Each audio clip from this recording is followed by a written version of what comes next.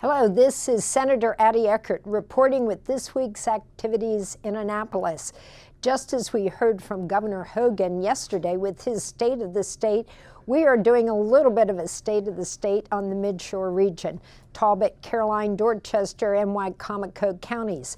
Infrastructure is so very important as we move forward to continue down the road of making Maryland a very business-friendly place with decreasing taxes and streamlining the regulations so that we can have an expedited permit process, and all of the other aspects of infrastructure is really important to improve the economic development in our area and increase the tax base for all citizens so that we can provide necessary services. Just as we have worked very hard to have the restoration of the highway user revenues both in our cities and in our counties, the governor has granted that, and we're working on that to be able to improve the infrastructure for our roads and bridges.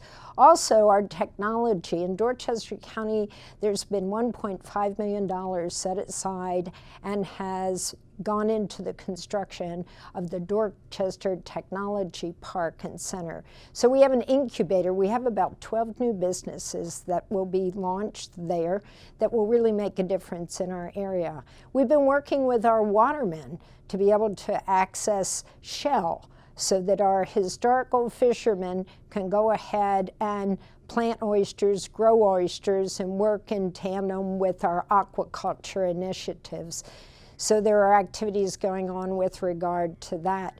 We also are building out our downtown areas, whether it's improving housing or whether it's taking some of our older buildings that have collapsed and are able to work with housing and community development to access the funds necessary to stabilize and then refurbish those buildings. We've also been working with our municipal and county governments to address the housing needs.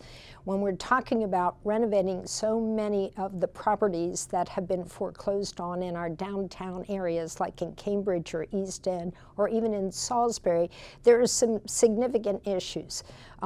Historic regulations, working with Maryland Historic Trust, and then we have the lead paint issues, and we also have just some basic funding issues. So I will be introducing a bill that will extend the period of time in which a house can be lead certified, that it's lead clean, from about 2 years to 5 years, as long as if there's any chipping or cracking, that is remediated in 30 days.